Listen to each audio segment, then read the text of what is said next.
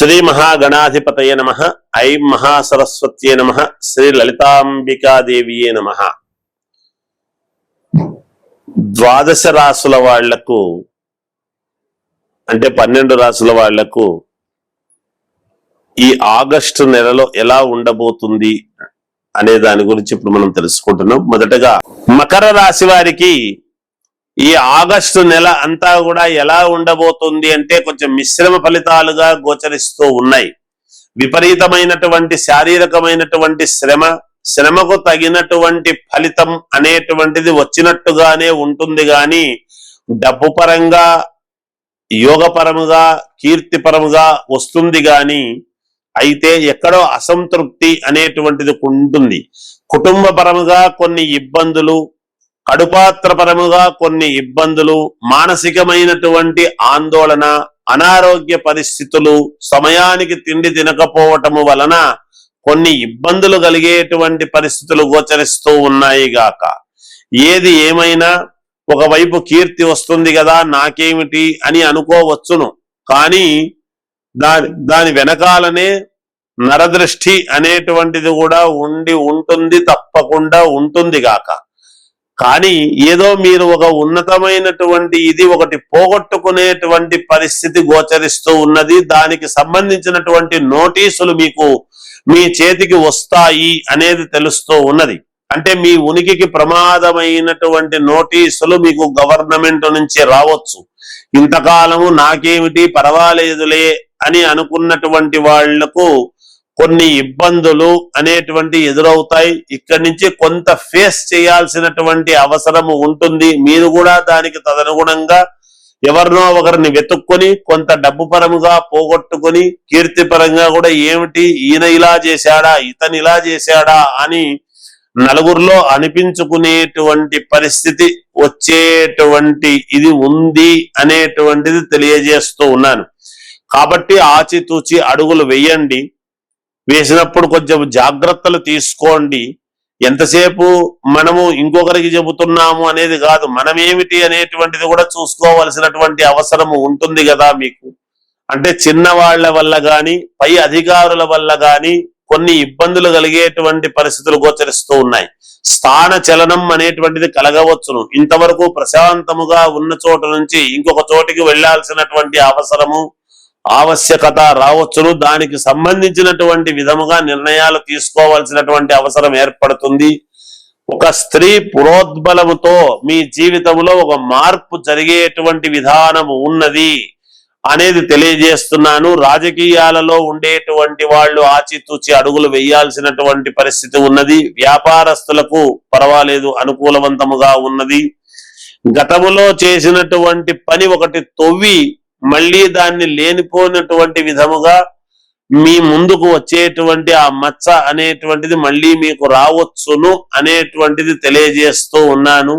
ఏదైనా వ్యక్తిగతమైనటువంటి లగ్నము, ఎవరు ఏ లగ్నములో పుట్టారు అనేటువంటిది ముఖ్యంగా ముందు అది అవసరము. కాబట్టి ఆ లగ్నం ప్రకారముగా మీరు చూసుకొని మీకు నచ్చిన వాళ్ళ దగ్గర చూపించుకొని ఏదైనా పరిహారాలు ఉంటే చేసుకోండి, మేలు జరుగుతుంది. ఆరోగ్యపరముగా జాగ్రత్తలు తీసుకోండి.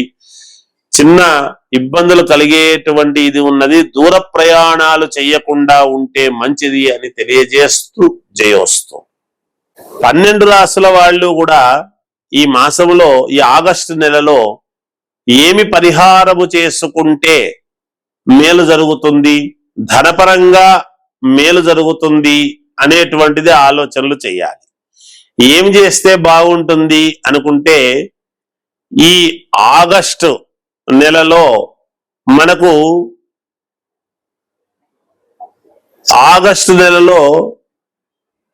మీరు చేయాల్సినటువంటిది ఏమిటి అంటే ఒక 5 పిరికెళ్ళు కందిపప్పు తీసుకోండి.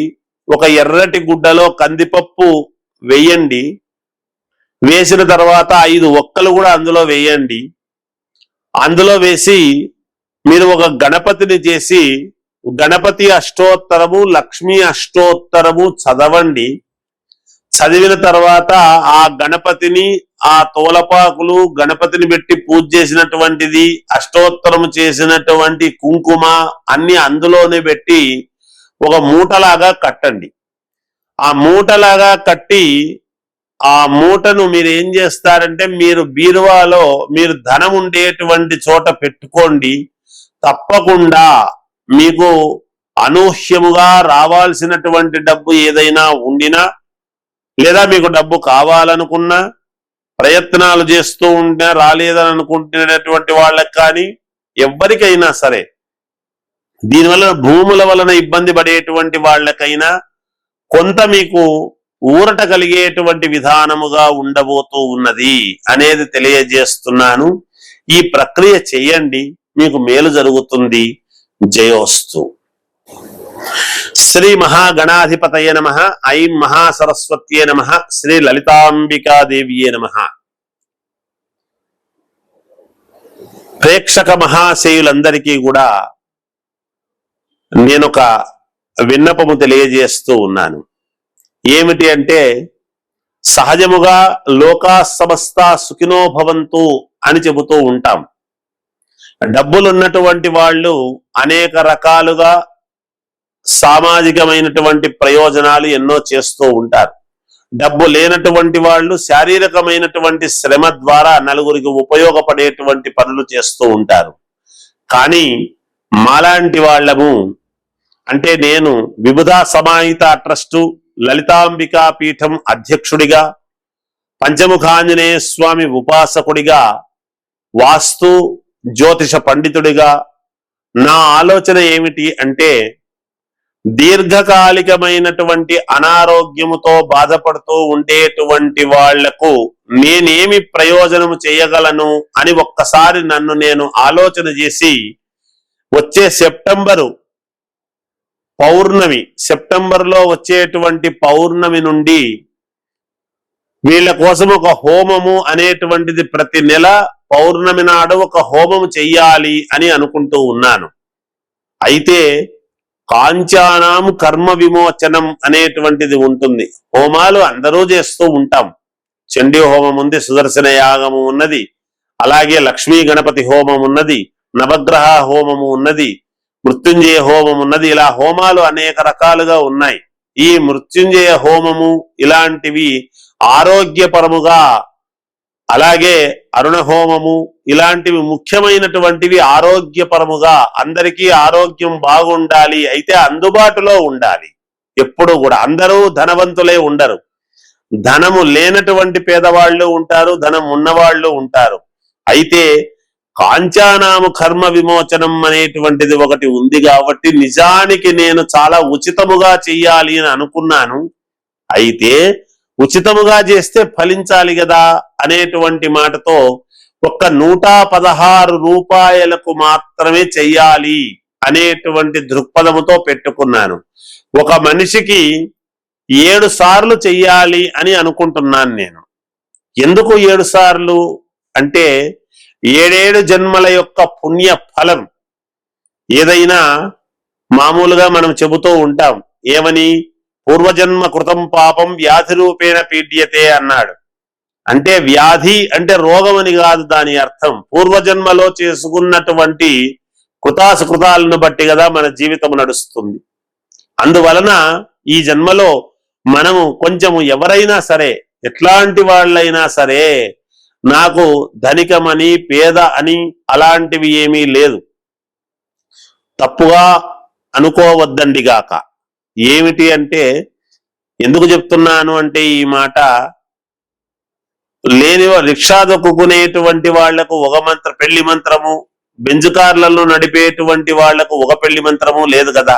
పెళ్లి మంత్రమే ఉంటుంది. అలాగే ఇక్కడ ఉన్నవాళ్ళు లేనివాళ్ళు అనేటువంటిది తన మన అనేటువంటి భేదాభిప్రాయము కుల మతాలకు అతీతముగాను ఎవరికి నమ్మకము అనేటువంటిది ఉంటుందో వాళ్ళు సంప్రదించవచ్చును.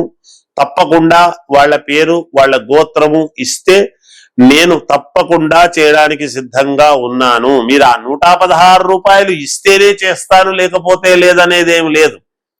నేను చెయ్యాలి అనుకుంటున్నాను సహృదయతతో. లోకా సమస్త సుఖినో భవంతు అనేటువంటి పదానికి తదనుగుణముగా లోకమంతా బాగుండాలి అనుకున్నప్పుడు దానికి అనుకూలవంతముగా మేము ఒక ముందడుగు వేస్తేనే కదా ఊరికే మాట చెబితే ఎలా?